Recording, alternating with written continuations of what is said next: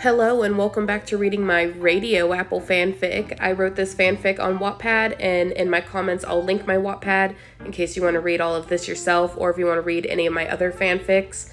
This is chapter 16 of my Radioapple fanfic. And look at me, I'm small.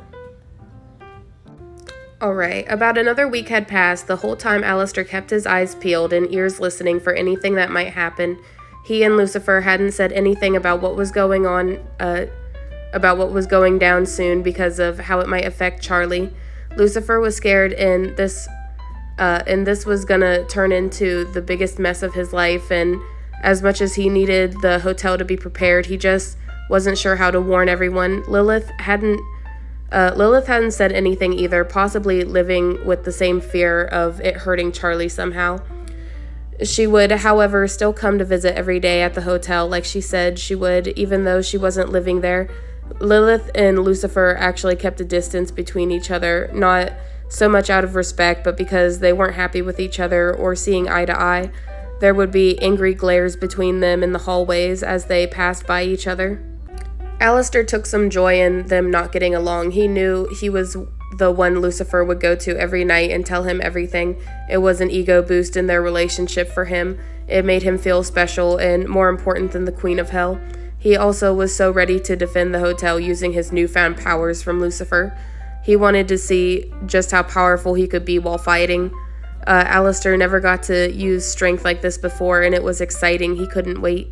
The radio demon stood on one of the balconies of the hotel, watching, waiting, listening. If a threat was coming, you never know how soon it could be.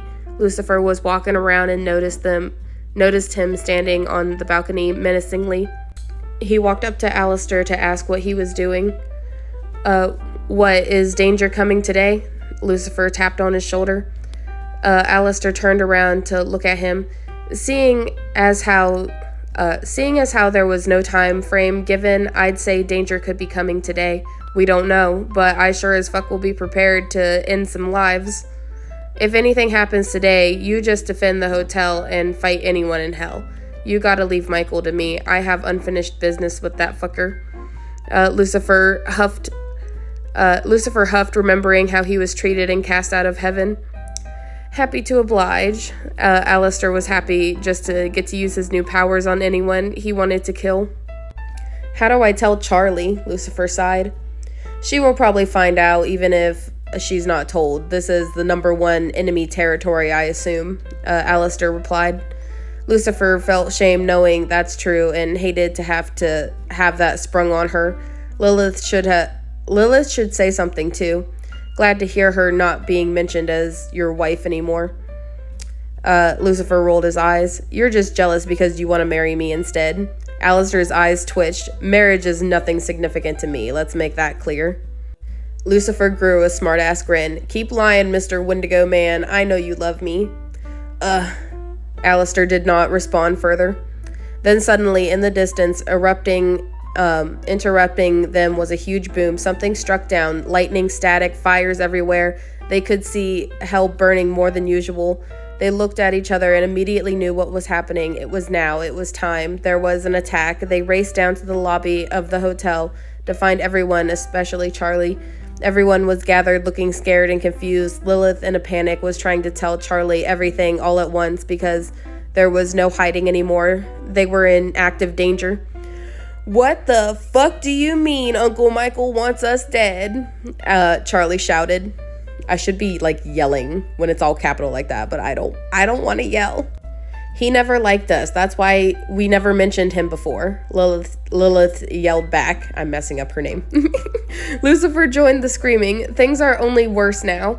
Maybe you should have ran away to Earth, not heaven. I didn't know this is how things would turn out, Lilith said angrily. Both of you, shut the fuck up. Charlie was fed up with both of her parents.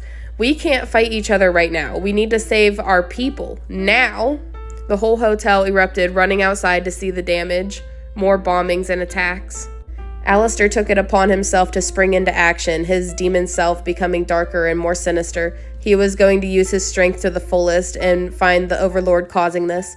Lucifer was impressed by the way Alistair was already doing the most for them. Damn, that's hot, he whispered to himself. He whispered, Damn, that's hot, he whispered to himself, admiring his demon in action. What was that? Vaggie heard as the king whispered. Oh, nothing. I gotta go protect my daughter, Lucifer said in a nervous panic, and then immediately transformed into his satanic, angelic form, flying away.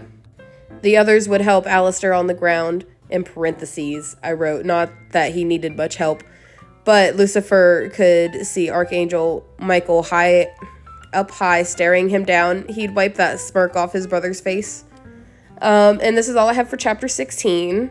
Things are really happening now. So I hope you all enjoyed, and when we come back, we'll be reading chapter 17. We'll see where it goes from here. Bye!